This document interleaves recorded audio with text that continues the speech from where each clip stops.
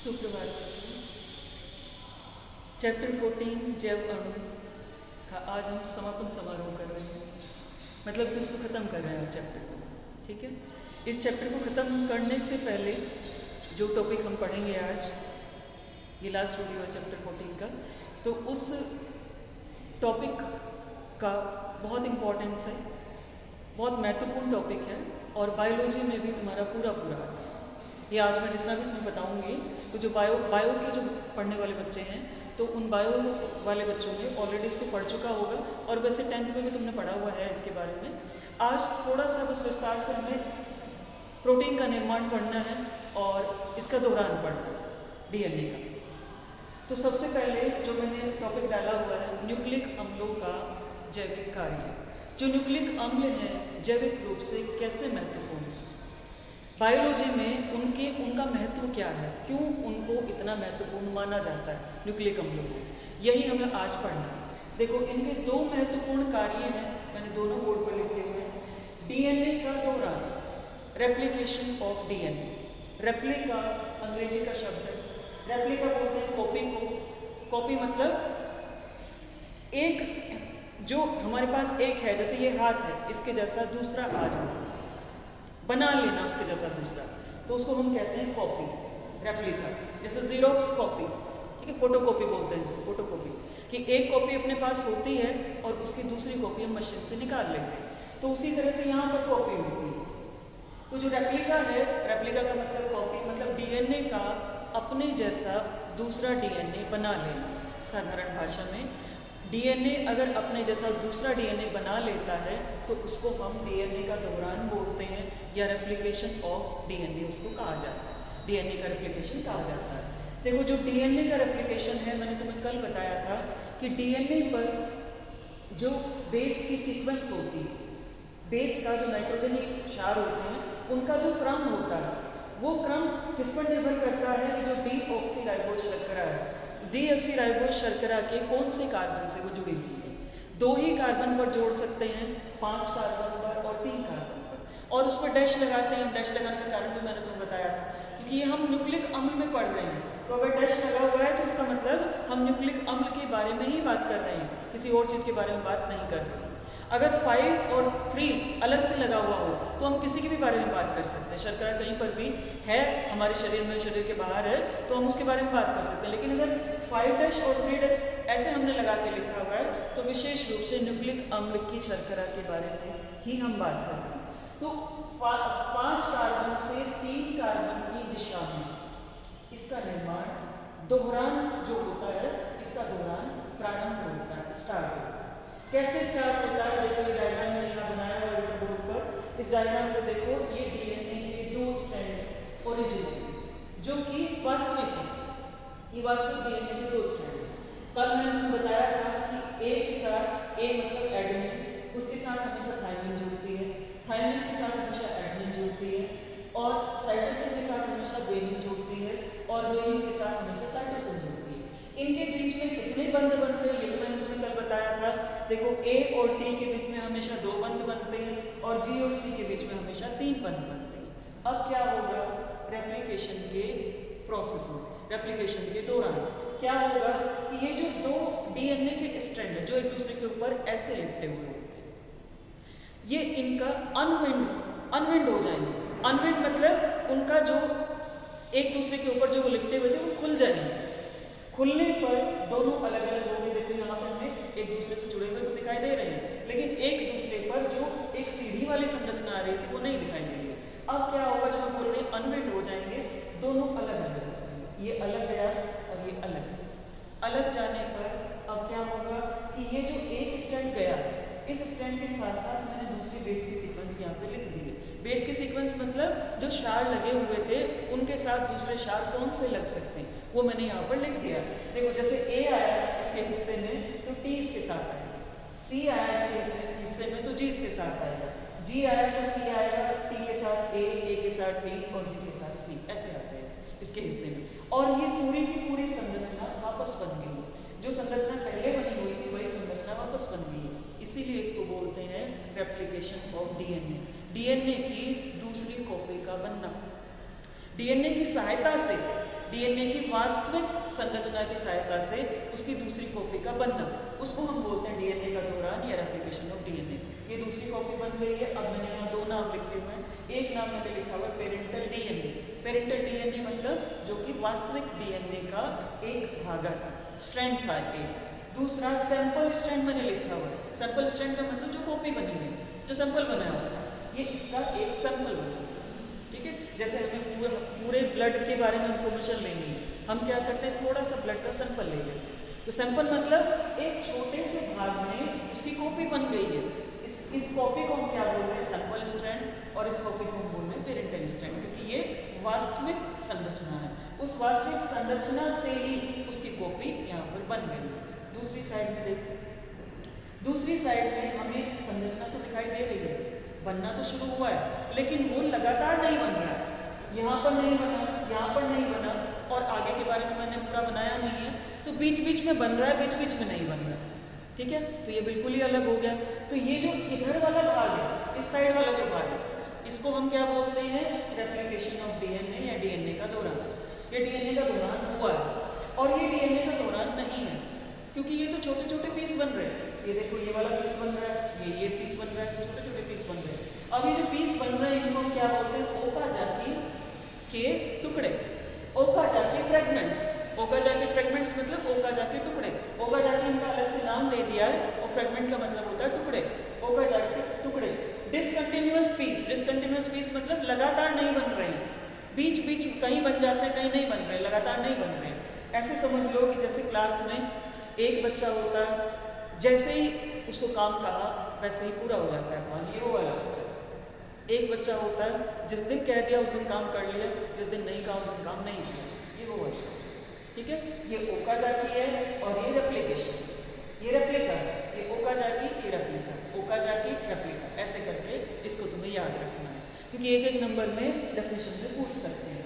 देखो, अच्छा, अब इसके बाद आता है बेटा, जो न्यूक्लिक अम्ल है उसका दूसरा कार्य क्या है। अब न्यूक्लिक अम्ल के जो कार्य हैं वो मैंने एक साथ लिखी, इसका मतलब दोनों ही न्यूक्लिक अम्ल इन कार्यों में लगे हुए होते हैं। अब दूसरा जो कार्य है उसमें तुम्हें पता चलेगा कि जो दूसरा न्यूक्लिक अम्ल जिसके बारे में हमने अभी तक ज़्यादा नहीं पढ़ा है, वो न्यूक्लिक अम्ल कितना जादू वाला काम करता है। देखो, प्रोटीन सिंथेसिस मैंने लिखा है, या प्रोटीन का संश्लेषण या प्रोटीन का निर्माण। संश्लेषण में लिखते हैं इसको हिंदी में, तो यहाँ संश्लेषण शब्द में मैं जोड़ देती हूँ। प्रोटीन का संश्लेषण या प्रोटीन का निर्माण, और अंग्रेजी में इसको प्रोटीन सिंथेसिस बोला जाता है। कैसे होगा निर्माण, देखो, सिर्फ एक लाइन तुम्हें याद रखनी है, और उस लाइन के आधार पर विस्तार देना है फिर अपने प्रश्न उत्तर को। लाइन क्या है, डीएनए से बना मैसेंजर आरएनए, और मैसेंजर आरएनए से बनी प्रोटीन, बस ये लाइन याद रखनी है। यही लाइन हमने सबसे ऊपर लिखी है, डीएनए से बन रहा है मैसेंजर आरएनए, और मैसेंजर आरएनए से बन रही है प्रोटीन। ठीक है, एम का मतलब होता है मैसेंजर। मैसेंजर का मतलब संदेशवाहक, एक जगह से दूसरी जगह संदेश को ले जाने वाला। यही काम इस आरएनए का होता है। ये आरएनए इस डीएनए से ही बनता है, अभी बताऊंगी आगे कैसे बना है आरएनए। ये आरएनए इस डीएनए से ही बना है, और ये बनने के बाद प्रोटीन का निर्माण करता है। ठीक है, अब इसमें आपको मैंने इनके यहाँ पर उपयोग लिखे हुए हैं कि जो 3 तरह के आरएनए हैं, वैसे इससे ज़्यादा तरह के आरएनए होते हैं, लेकिन इन अपने प्रोटीन के निर्माण में जो मुख्य भूमिका है वो 3 आरएनए निभाते हैं। तो उन्हीं 3 आरएनए का नाम मैंने यहाँ लिखा हुआ है। देखो, एक तो मैसेंजर आरएनए, तो पता है कि डीएनए से बन रहा है प्रोटीन निर्माण के दौरान, और एक टीआरएनए। टीआरएनए का काम होता है कि अमीनो एसिड जो बिखरे हुए हैं उनको एक साथ एक लाइन में लगाना। जैसे कोई चेकअप चल रहा है और बाहर से एक बच्चा लाइन लगा के ले आया, ठीक है, तो वो बच्चे का काम टीआरएनए करता है, ट्रांसफर आरएनए। और आरएनए काम करता है राइबोसोम बनाने का। राइबोसोम जो एंडोप्लाज्मिक रिक्तिका के ऊपर उपस्थित होते हैं, हमारे सेल के अंदर जो उपस्थित होते हैं, उन राइबोसोम को बनाने का काम राइबोसोमल आरएनए करता है। और प्रोटीन संश्लेषण में, क्योंकि जो प्रोटीन संश्लेषण का कार्य है वो राइबोसोम पर जाकर संपन्न होता है, तो राइबोसोम बनाने का काम ये करता है, इसलिए इसको भी हमने ले लिया है प्रोटीन संश्लेषण की प्रक्रिया में, इसको भी जोड़ लिया है। स्टार्ट कहाँ से शुरुआत कहाँ से होगी, यहाँ पे। ये डीएनए के 2 स्ट्रैंड हैं, ये 2 स्ट्रैंड है। मैंने बीच में से इसको जूम कर दिया, जैसे ये पूरा स्ट्रैंड था, इस पूरे स्ट्रैंड को मैंने बीच में से ऐसे कर दिया, जूम कर दिया। अब जूम करने पर हमें आंतरिक संरचना दिखाई दे जाएगी। आंतरिक संरचना में हमें मालूम है कि जो नाइट्रोजन के क्षार हैं वही रखे हुए होते हैं। ए रखा है, टी है, जी है, ए टी सी ए। दूसरा, क्योंकि दूसरा डीएनए जो बना है वो इसके अपोजिट बेस को जोड़ के बना साथ में। ए के साथ टी के साथ ए, जी के साथ सी, ए के साथ टी के साथ ए, सी के साथ जी और ए के साथ टी। समझ में आई बात? अच्छा, अब होगा क्या, देखो, एक जो डीएनए का भाग, एक डीएनए, दूसरे वाला नहीं, एक डीएनए, ये मैसेंजर आरएनए बनाना शुरू करता, दूसरा नहीं बनाता, एक ही बनाता, यहाँ भी एक ही बनाता, यहाँ भी एक ही बनाता। ठीक है, ये क्या बना रहा है, अब टी के साथ ए आया और ए के साथ यू। देखो, अब तुम्हारे दिमाग में ये चीज आ जानी चाहिए, क्योंकि यहाँ जो हमने बनाया था वो डीएनए बनाया था, डीएनए की कॉपी बनाई थी, और यहाँ जो हम बना रहे हैं वो आरएनए बना रहे हैं। आरएनए में जो थायमिन है उस थायमिन के बदले यूरेसिल उपस्थित होती है, तो जहाँ थायमिन को आना चाहिए वहाँ पर अब यूरेसिल आएगा। देखो, ए के साथ टी को आना चाहिए, ए के साथ यू आएगा, टी के साथ ए को आना चाहिए, ठीक है, और टी के साथ ए ही आएगा तो कैडेलिन होती है, दोनों में होती है, ए के साथ टी को आना चाहिए तो फिर से यू आएगा। ये बात आई समझ में? तो ये क्या था, अपना डीएनए और आरएनए का एक अंतर था कि डीएनए में जो नाइट्रोजनी क्षार पिरिमिडीन होती है वो थायमिन होती है डीएनए के अंदर, और आरएनए के अंदर वो यूरेसिल होती है। बात आई समझ में? ये कल वाला पॉइंट है जो कल हमने अंतर में लिया था डीएनए और आरएनए के। अच्छा, अब जो यहाँ पे बना है मैसेंजर आरएनए, मैंने उसको यहाँ लिख दिया। मैसेंजर आरएनए पर जो नाइट्रोजन क्षार का जो क्रम आ रहा है उसको हमको ननीना नहीं चाहिए। देखो, AUG आ रहा है, AUC आ रहा है, और आगे मैंने लिख दिया कि GCC आ रहा है। सपोज GCC आ रहा है तो मैंने GCC लिख दिया, क्योंकि 3 के मुझे 3 बनाने थे, इसलिए मैंने लिखा है। ठीक है, अब ये जो मैसेंजर आरएनए बनने तक की जो प्रक्रिया थी उसको हमने बोला ट्रांसक्रिप्शन। इसका नाम मैंने लिख दिया, यहाँ हिंदी में लिखा है ट्रांसक्रिप्शन ही बोलते हैं इसको, और यहाँ पर भी हिंदी में मैं चेंज कर देती हूँ ट्रांसक्रिप्शन। और इन टर्म को तुम्हें इसी नाम से याद रखना है, मैं सजेस्ट करती हूँ किसी नाम से याद रखो, क्योंकि एग्जाम में बहुत बार ऐसा होता है कि टर्म का हिंदी टर्म नहीं देते, वो इंग्लिश वाले टर्म को ही पूछ लेते हैं और फिर बच्चों का छूट जाता है पेपर। तो इसलिए ये वाले टर्म तुम याद रखो, मैं दोनों चीज़ें साथ साथ लिखती हूँ, इसीलिए कि हिंदी में लिखती हूँ और इंग्लिश में लिखती हूँ कि तुम लोगों को कोई नुकसान नहीं है।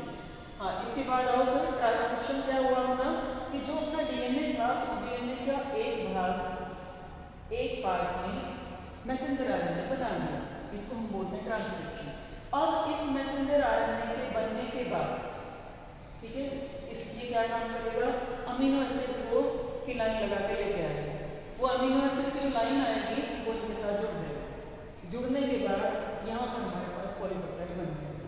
ये जो पॉलीपेप्टाइड बना है, इस पॉलीपेप्टाइड का बनना, इसके साथ अमीनो एसिड का जुड़ना, पॉलीपेप्टाइड का बनना, इस प्रक्रिया को हम बोलते हैं ट्रांसलेशन। इस प्रक्रिया का नाम है ट्रांसलेशन। ठीक है, ये प्रक्रिया हुई है पूरी। अच्छा, अब इनका रोल देख लेते हैं एक बार। ये मैंने 3 सेंटेंस लिखे हुए, तीनों का क्या इन्होंने भूमिका निभाई है प्रोटीन के निर्माण में। मैसेंजर आरएनए का तो काम ही है प्रोटीन का निर्माण, पैदा प्रोटीन निर्माण करने के लिए होगा। कहाँ से बना है? डीएनए से बना है, डीएनए ने बनाया उसको, क्योंकि डीएनए वो काम खुद नहीं कर सकता, तो इसलिए डीएनए ने मैसेंजर आरएनए को वो काम दिया। देखो, कहीं कहीं पर डीएनए भी कुछ काम नहीं कर सकता, क्योंकि हम ये मानते हैं ना कि कोई कितना भी बड़ा हो जाए, जहाँ सुई काम कर सकती है तो वहाँ पर हाथी काम नहीं कर सकता, और जहाँ हाथी काम कर सकता है वहाँ पर सुई काम नहीं कर सकती है। ठीक है, तो ये मैसेंजर आरएनए का काम है प्रोटीन निर्माण, जो कि डीएनए नहीं कर सकता है। यहाँ बना था डीएनए, लेकिन प्रोटीन का निर्माण नहीं किया उसने। जब मैसेंजर आरएनए बना तब उसी ने प्रोटीन का निर्माण किया। टीआरएनए का काम क्या है, मैंने तो बताया था, जैसे चेकअप चल रहा है और एक बच्चा अपनी क्लास के बच्चों की लाइन बनाकर ले आया, वही काम टीआरएनए का। अमीनो एसिड की लाइन बना के ले आया कि प्रोटीन बनना शुरू हो गया है, तुम लोग क्या कर रहे हो, लाइन बना के चलो, प्रोटीन का निर्माण शुरू हो चुका है। तो प्रोटीन के निर्माण के लिए अमीनो अम्ल प्रोटीन के निर्माण के लिए इकाई होते हैं, प्रोटीन की इकाइयां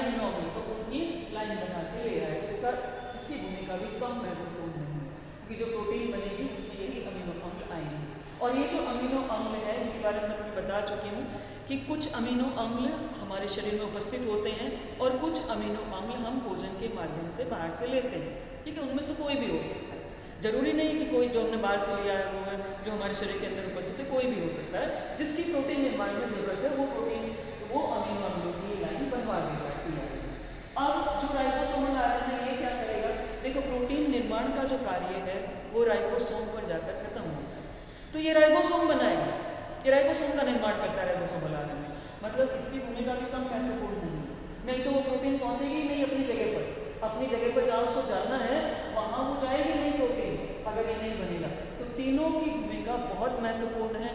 बस मैसेंजर आरएनए को इसलिए महत्वपूर्ण मान लेते हैं कि प्रोटीन निर्माण का जो पूरा कार्य है वो मैसेंजर आरएनए करता है, इनकी उपस्थिति में करता है, इनके सहयोग से करता है। लेकिन उसके बिना अगर वो नहीं बनेगा मैसेंजर आरएनए तो प्रोटीन निर्माण की कोई भी हमें नहीं दिखाई देती है कि कोई भी ऐसा सूत्रधार है कि जो इस काम को कर सकता है मैसेंजर आरएनए के बदले में, मतलब ये दोनों उस काम को नहीं कर सकते।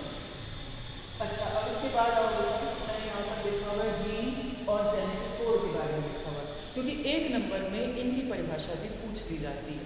जीन हम किसको बोलते हैं, जीन सामान्य भाषा में डीएनए का एक टुकड़ा उसको जीन बोला जाता है। अ सेगमेंट ऑफ डीएनए का एक टुकड़ा उसको जीन बोलते हैं। और डीएनए का जो टुकड़ा है उस डीएनए के टुकड़े में ये खासियत होती है कि वो बहुत सारे आनुवंशिक लक्षणों का स्थानांतरण करता है, जो कि रेप्लिकेशन होने का मुख्य कारण होता है कि जब तक रेप्लिकेशन नहीं होगा तब तक आनुवंशिक लक्षणों का स्थानांतरण नहीं होगा। तो डीएनए का जो एक टुकड़ा है उस टुकड़े पर कुछ लक्षण होते हैं और ये जो लक्षण होते हैं ये लक्षण दूसरी जनरेशन में, दूसरी पीढ़ी में तभी जाएंगे जब इसके जैसे दूसरी कॉपी ये बनाएगा, तभी जाएंगे। ठीक है, तो जीन क्या है, डीएनए का एक टुकड़ा है जिस पर बहुत सारे लक्षणों के उपस्थित होने की उपस्थिति होती है। ठीक है, उसके बाद जेनेटिक कोड क्या है, देखो मैंने यहाँ पे जो 3 लिखे थे, ये 3 लिखने का कारण ये है। और ट्रिपलेट, इसका नाम क्या है, ट्रिपलेट, 3 नाइट्रोजन क्षार एक साथ उपस्थित हैं, इसको हम बोलते हैं कोडोन। जो 3 नाइट्रोजन क्षार एक साथ उपस्थित हैं, जैसे ये 3 नाइट्रोजन क्षार है, इसको मैं बोलूँगी कोडोन, इसका नाम कोडोन है। ठीक है, और अगर ये जो कोडोन है ये आनुवंशिक लक्षणों के स्थानांतरण के काम में भी शामिल है, तब मैं इसको बोलूँगी जेनेटिक कोड, इसी को मैं जेनेटिक कोड बोलूँगी।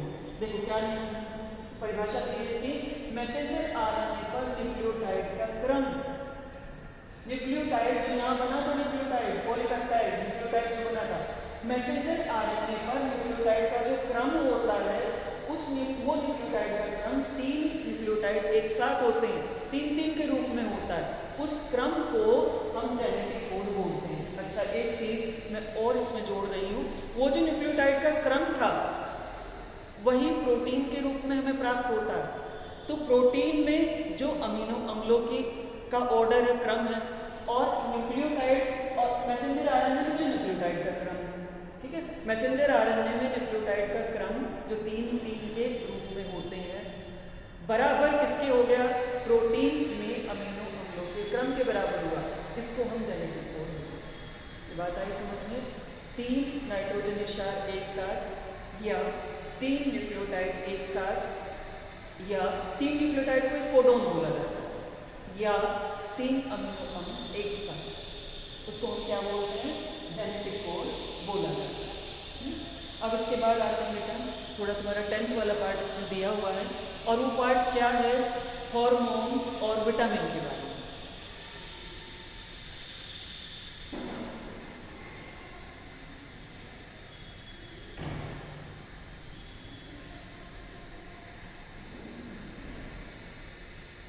देखो, विटामिन की और हार्मोन की मैं टेबल यहाँ नहीं बना रही हूँ, तुम्हें सामान्य जानकारी दे रही हूँ, उसके बाद तुम बुक में से पढ़ोगे इसके बारे में।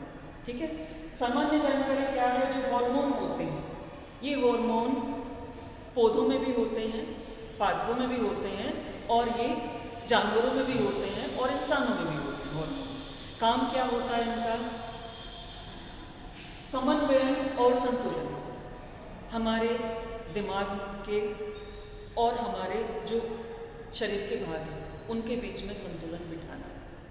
ठीक है, हमारे पूरे शरीर में जो होने वाली बायोलॉजिकल जैविक क्रियाएं हैं उनके बीच में समन्वयन बिठाना। समन्वयन और संतुलन ये हार्मोन का काम होता है। ठीक है, अब ये जो हार्मोन है ये अंतःस्रावी ग्रंथियों के द्वारा स्रावित किए जाते हैं और सीधे रक्त के अंदर स्रावित किए जाते हैं, ब्लड के अंदर सीधे स्रावित किए जाते हैं। जिससे ब्लड के अंदर स्रावित होने का मतलब कि ये हमारे शरीर में हर जगह जाते हैं, हर जगह जाएंगे ये हार्मोन।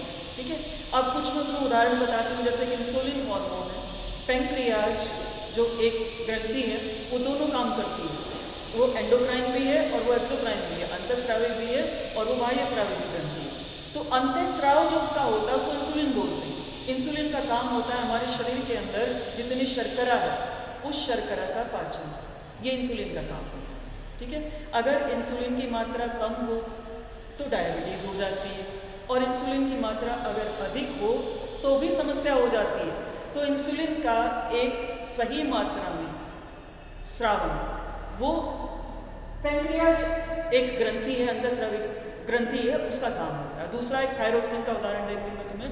थायरोक्सिन हार्मोन तुमने देखा होगा कि अपनी क्लास में जो बच्चे हैं कोई तो बहुत ही ज़्यादा लंबा है, कोई बहुत ही छोटा है, और जो ज़्यादातर बच्चे हैं वो एवरेज हाइट के होते हैं, औसत उनकी लंबाई होती है। ठीक है, उनकी ऊंचाई होती है औसत। कारण क्या है, जो बहुत ज़्यादा लंबा है अपनी उम्र के बच्चों से, उसमें थायरोक्सिन हार्मोन का ज़्यादा सिक्रेशन हुआ है, ज़्यादा स्रावन हुआ है, और जो बहुत ही छोटा है उसमें थायरोक्सिन हार्मोन का स्रावन बहुत कम मात्रा में हुआ है, इसलिए वो बहुत छोटा है। ठीक है, तो ये थायरोक्सिन का काम है जो हमारे ग्रोथ को, ग्रोथ मतलब वृद्धि को, जो वृद्धि को नियंत्रित करती है। इसी तरह से पौधों में भी हार्मोन्स होते हैं, जैसे ऑक्सिन हार्मोन होता है और ऑक्सिन के साथ साथ जिब्रेलिन हार्मोन होता है और साइटोकाइनिन हार्मोन होता है। तो पौधों में भी होते हैं हार्मोन्स ही, और भी बहुत सारे हार्मोन हैं। तो तुम्हारे उसमें बुक में एक टेबल बना के दे रखी है, हार्मोन का नाम लिखा हुआ है, कहाँ से निकलता है उसका नाम लिखा हुआ है, क्या कार्य करता है उसका नाम लिखा हुआ है।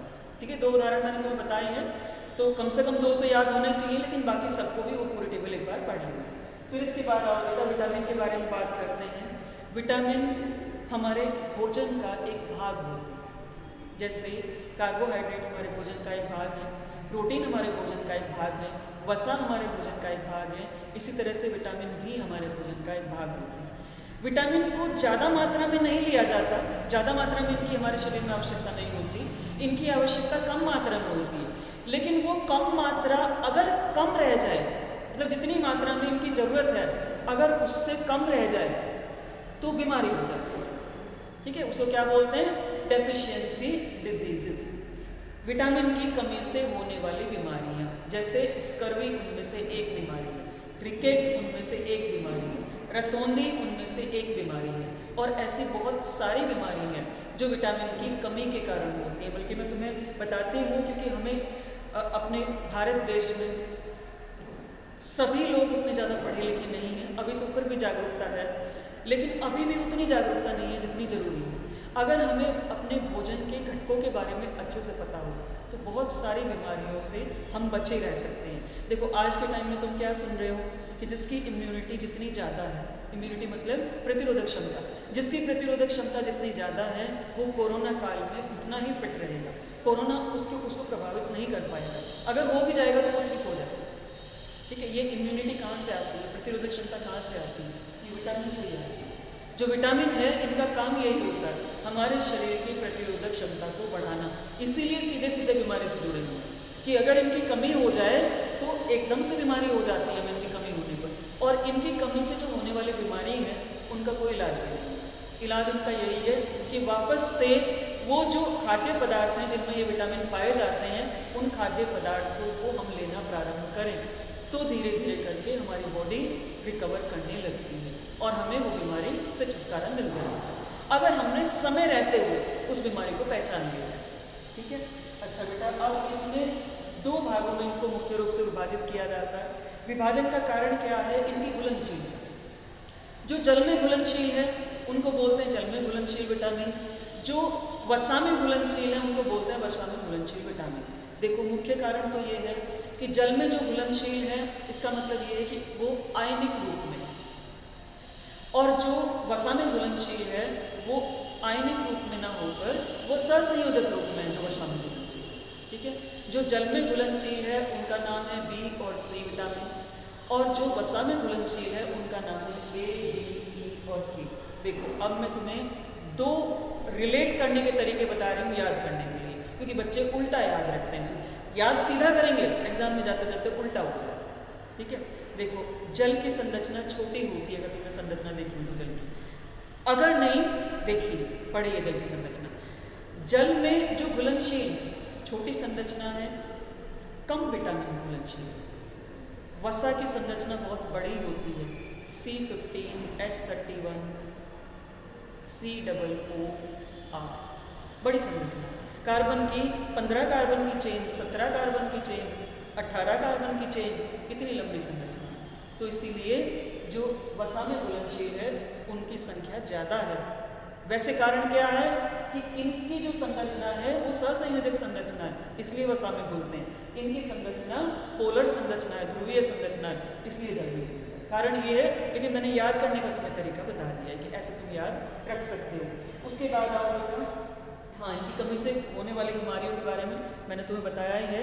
अब तुम्हें करना क्या है, आज अपना चैप्टर पूरा हो गया है, तुम्हें क्या करना है पूरे चैप्टर का, क्योंकि ये सिद्धांतिक चैप्टर है, कॉन्सेप्ट वाला चैप्टर है। ठीक है, जितने भी कॉन्सेप्ट वाले चैप्टर है, सिद्धांतिक चैप्टर है, सबकी एक रीडिंग तो जरूर लगानी है चैप्टर के साथ साथ। जैसे आज चैप्टर अपना पूरा हुआ है, अगर तुमने अभी तक नहीं रीडिंग लगाई है तो एक रीडिंग अपनी किताब से लगा लेना।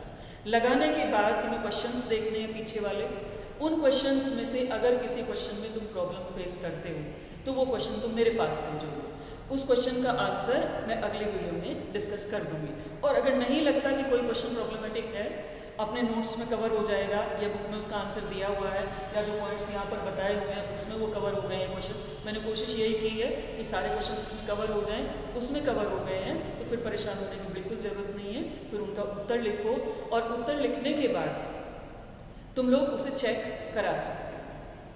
ठीक है, होपफुली जल्दी स्कूल खुल जाएंगे, और स्कूल खुल जाएंगे तो उसके बाद फिर अपना जो टीचिंग लर्निंग है वो भी रेगुलर हो जाएगा। Thank you.